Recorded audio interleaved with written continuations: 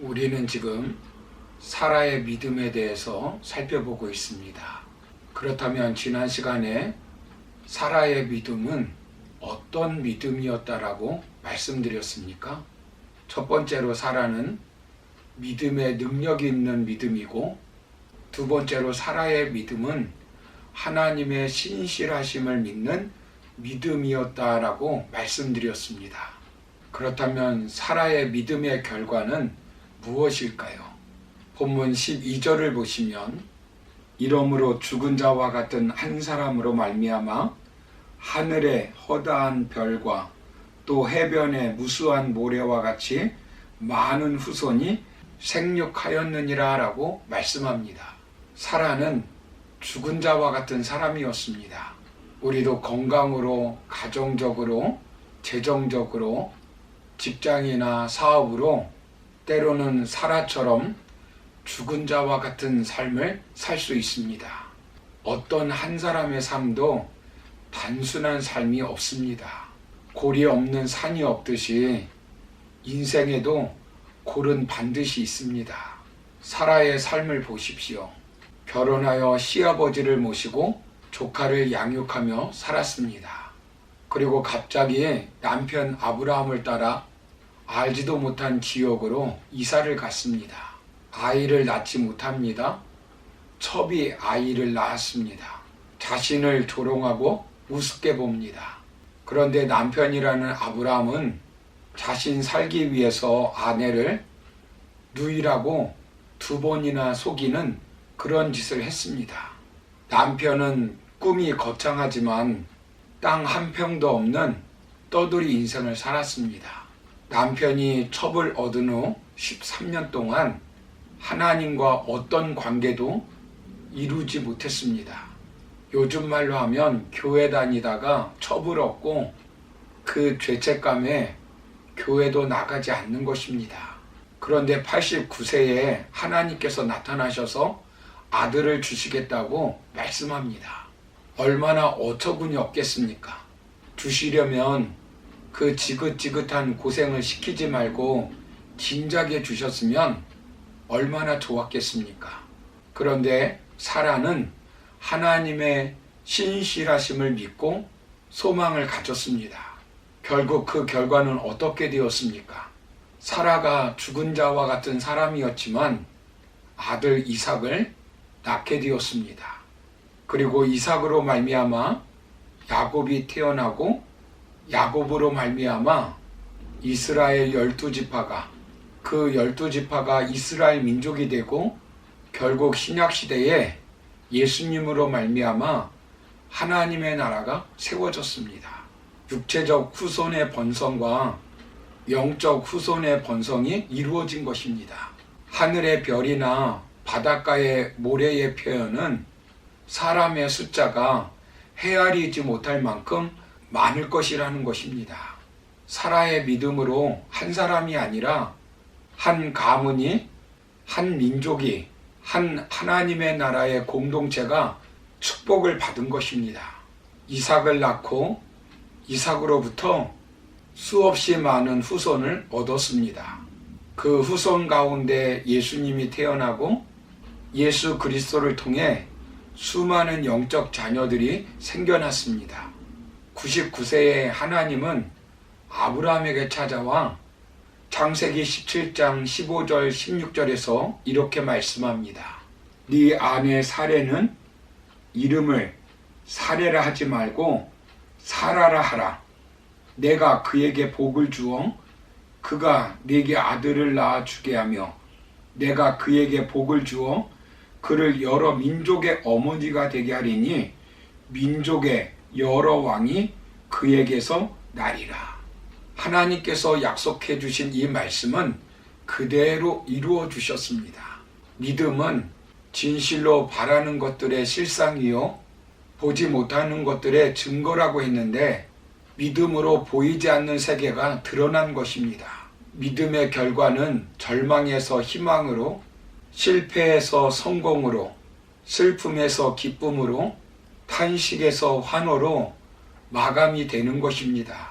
로마서 8장 28절을 보시면 우리가 알거니와 하나님을 사랑하는 자, 곧 그의 뜻대로 부르심을 입은 자들에게는 모든 것이 합력하여 선을 이루느니라 라고 말씀합니다. 우리는 미래에 대하여 합력하여 선을 이루신다는 믿음을 가지고 살아야 합니다. 믿음으로 살면 손해같이 보여도 합력하여 결국 선을 이루어 주십니다. 스웨덴의 페트루라는 어부가 겪은 이야기입니다. 어촌의 여러 어부의 사람들이 배를 몰고 고기잡이를 갔다고 합니다. 그때 페트로도 아들과 함께 고기를 잡으러 바닷가에 나갔다고 합니다.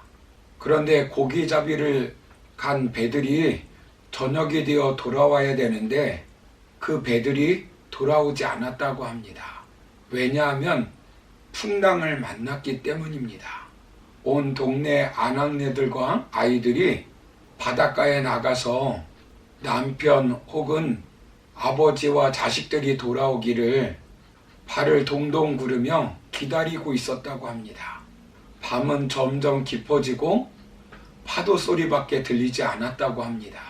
이때의 설상가상으로 어느 집에서 어린 아이가 집을 보다가 촛불을 넘어뜨려 집에 불이 났다고 합니다.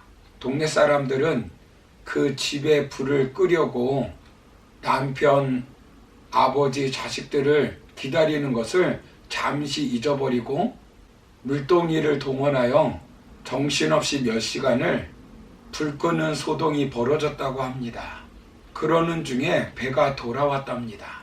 아침이 되어 동네 사람들이 모여서 어젯밤에 불난 이야기를 하고 있는데 그 페트로라고 하는 사람이 말하기를 하나님 감사합니다.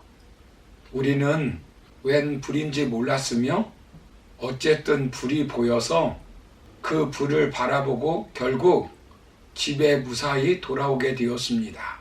만약 그 집에 불이 나지 않았더라면 우리 배는 무사히 돌아오지 못했을 것입니다. 정말 감사합니다. 라고 말했다고 합니다.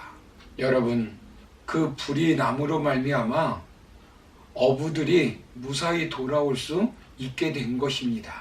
우리는 왜 불이 나야 하는지, 왜 내가 손해를 봐야 하는지, 왜 내가 사랑하는 사람과 이별해야 되는지 잘 모르지만 결국 믿는 사람에게는 하나님께서 합력하여 선을 이루실 것이라는 믿음을 가지고 살아야 되는 것입니다. 참된 신앙은 맹목적인 믿음이 아닙니다. 하나님의 말씀을 믿고 믿는 것입니다. 신앙은 사실을 사실로 믿는 것입니다. 합력하여 선을 이루시는 전능하신 하나님을 믿는 것입니다. 넘을 수 없는 장벽 앞에서도 합력하여 선을 이루시는 하나님을 믿고 위험한 장벽을 넘는 것입니다. 현실은 전혀 가능성이 없게 보이지만 현실의 불가능을 하나님의 능력으로 바꾸게 된다는 것을 믿고 나아가는 것입니다. 로마서 8장 32절을 보시면 자기 아들을 아끼지 아니하시고 우리 모든 사람을 위하여 내주시니가 어찌 그 아들과 함께 모든 것을 우리에게 주시지 아니하겠느냐라고 말씀합니다. 사랑하는 성도 여러분, 환경의 한계, 경험의 한계, 논리의 한계, 이성의 한계 앞에 포기하며 절망하지 않기를 바랍니다. 하나님은 우리를 절망 가운데 방치하지 아니하시고 우리의 기도를 들으시고 반드시 응답하십니다. 하나님은 나를 존중히 여기는 자를 내가 존중히 여기고 나를 멸시하는 자를 내가 경멸하리라 라고 말씀하셨는데 우리가 하나님을 존중히 여기는 방법이 무엇이겠습니까? 그것은 하나님을 믿는 것입니다. 믿음이 없이는 하나님을 기쁘시게 할 수 없는 것입니다. 그러므로 사라처럼 하나님을 믿고 어떤 절망의 한계 앞에서도 합력하여 선을 이루신다는 그 믿음을 가지고 날마다 승리하며 복된 삶을 살아가는 저와 여러분 다 되기를 주의 이름으로 축원합니다. 감사합니다.